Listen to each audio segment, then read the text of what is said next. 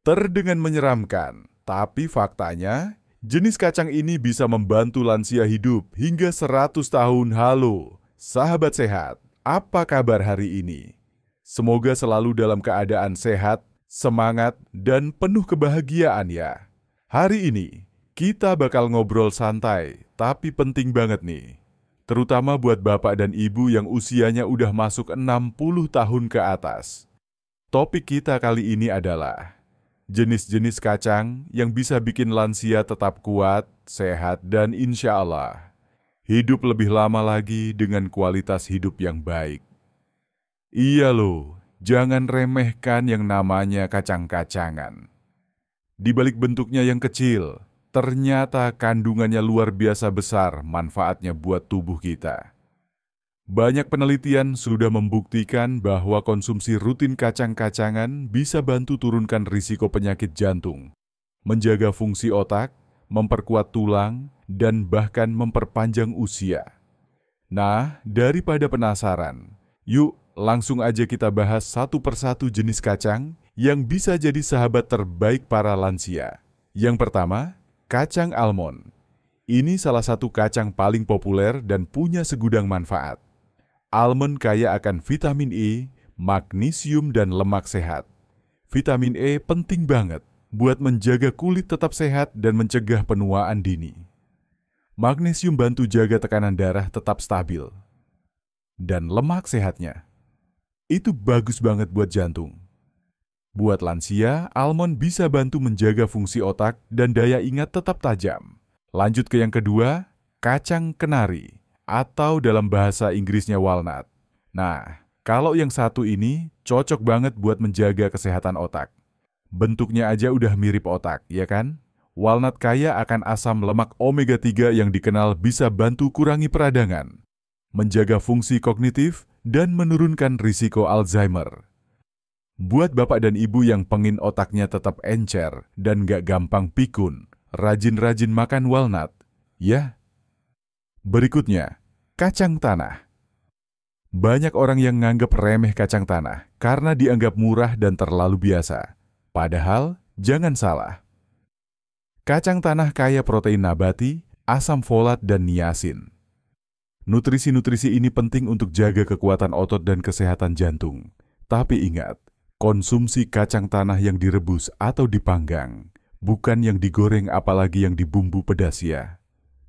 Biar manfaatnya tetap maksimal dan nggak nambah kolesterol.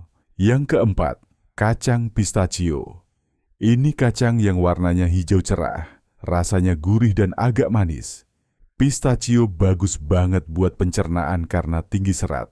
Selain itu, dia juga mengandung antioksidan yang kuat buat bantu tubuh lawan radikal bebas yang sering jadi penyebab penyakit kronis di usia lanjut. Bapak dan ibu bisa konsumsi pistachio sebagai camilan sehat di sore hari. Ditemani teh hangat tanpa gula. Nikmat, sehat, dan bikin panjang umur. Selanjutnya, kacang mete atau cashew. Ini termasuk kacang yang lezat banget dan sering dijadiin campuran kue atau makanan. Cashew mengandung zat besi dan zinc yang penting banget buat pembentukan sel darah dan daya tahan tubuh. Lansia yang sering merasa lemas atau gampang capek bisa jadi karena kurang zat besi. Nah, kacang mete ini bisa bantu atasi itu asal konsumsinya nggak berlebihan. Masih ada lagi, yaitu kacang Brazil atau Brazil nuts. Mungkin nggak terlalu umum di Indonesia, tapi kacang ini sangat kaya akan selenium. Selenium adalah mineral langka yang sangat dibutuhkan tubuh, terutama buat bantu kerja hormon tiroid dan sistem kekebalan tubuh. Buat lansia, menjaga hormon tetap seimbang, itu penting banget supaya tubuh tetap stabil dan gak gampang drop. Oh iya, jangan lupakan juga edamame alias kacang kedelai muda. Ini termasuk kacang juga loh. Edamame tinggi protein dan isoflavon, zat yang bisa bantu menjaga kepadatan tulang dan kesehatan jantung. Buat lansia, terutama ibu-ibu, konsumsi edamame sangat baik karena bisa bantu lawan osteoporosis dan menjaga kadar kolesterol tetap stabil. Kemudian ada kacang merah. Ini sering dipakai buat sup atau bubur kacang merah, ya kan?